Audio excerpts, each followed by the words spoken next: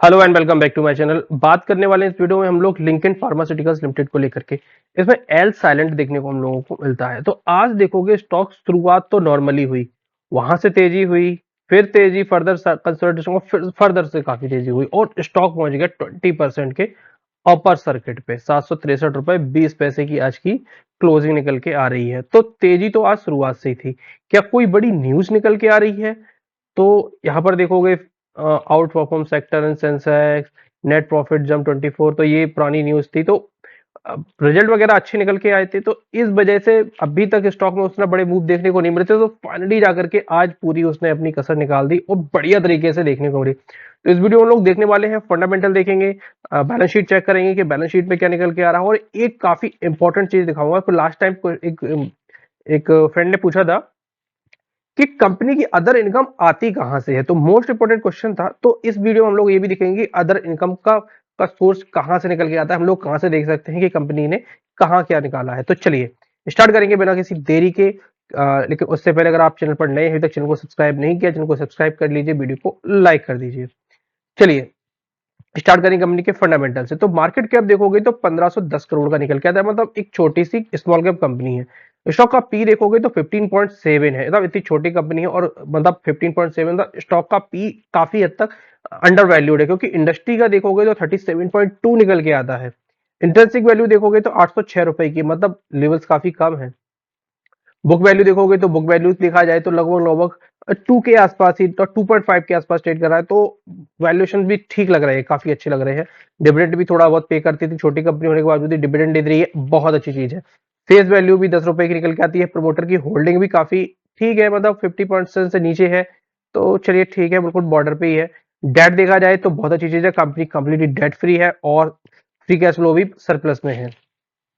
काफी वेल है, काफी अप टू डेट है। चलिए बैलेंस शीट और चेक कर लेते हैं, उसके बाद देखते हैं क्वार्टर के नंबर। तो इक्विटी कैपिटल देखोगे तो कंपनी की 20 करोड़ का इक्विटी कैपिटल छोटा सा बेस देखने को मिलता है। रिजर्व देखोगे तो 619 करोड़ के सितंबर के क्वार्टर में पहुंच चुके हैं। वेल काफी है, क्योंकि लगातार कंपनी ने क्या किया है, रिजर्व देखोगे तो लगातार बढ़ते देखने को मिल रहे हैं।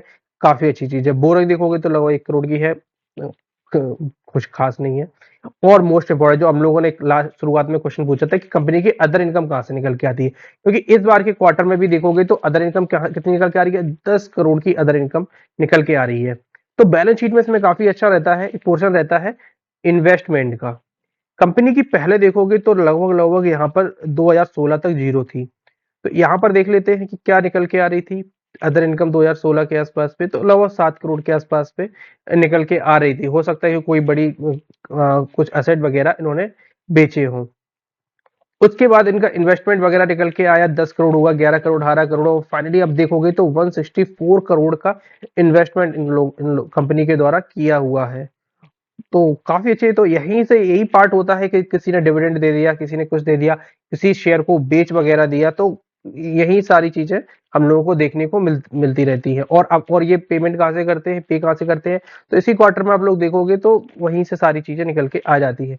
तो इस बार का अगर हम लोग क्वार्टर देखें तो सितंबर 2024 में देखोगे तो सेल्स हुई है 161 करोड़ की, काफी अच्छी है। लास्ट ईयर से देखोगे तो जंप देखने को हम लोगों को मिल रहा है। अगर ओवरऑल हम लोग अदर इनकम ऑपरेटिंग प्रॉफिट भी देखते हैं तो ऑपरेटिंग प्रॉफिट भी 30 करोड़ से थोड़ा सा ड्रॉप देखने को मिल रहा है 28 करोड़ का। नेट प्रॉफिट भी देखोगे तो 28 करोड़ से करके थोड़ा सा 26 करोड़ हो गया, लेकिन क्वार्टर क्वार्टर अच्छा खासा हम लोगों को जंप देखने को मिल रहा है। यहाँ पर देखोगे तो लगभग लगभग देखोगे तो लगभग 10-12% के आसपास का यहाँ पर जंप है। ठीक है, क्वार्टर क्वार्टर काफी अच्छा होता है, लेकिन ईयर ऑन बेसिस पे सेल्स में ग्रोथ है, क्योंकि यहाँ पर मार्जिन्स में थोड़ी सी प्रॉब्लम देखने को हम लोगों को मिली है ईयर ऑन ईयर बेसिस पे। इसीलिए स्टॉक भी देखोगे तो एक साल से कंसोलिडेशन में था।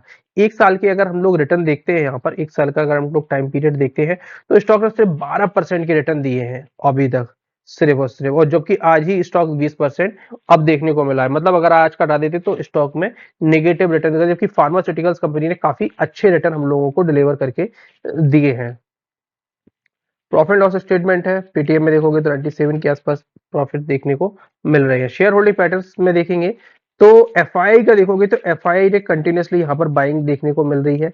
5.19% एफआई की होल्डिंग है, जबकि लास्ट क्वार्टर में देखोगे तो 3.95% की थी जून के क्वार्टर में, सितंबर क्वार्टर में बढ़ती हुई देखने को मिल रही है।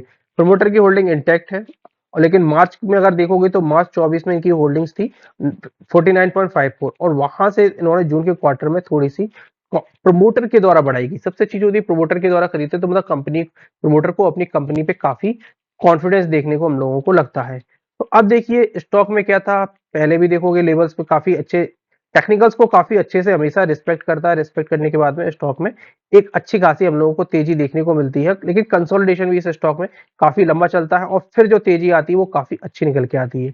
अब यहाँ पर एक चीज है, यहाँ पर अगर हम लोग ब्रेकआउट का लेवल देखेंगे कि कंसोलिडेशन तो लगभग 1 साल का हो चुका है, 1 साल के आसपास का है, अभी पूरा 1 साल का नहीं हुआ है।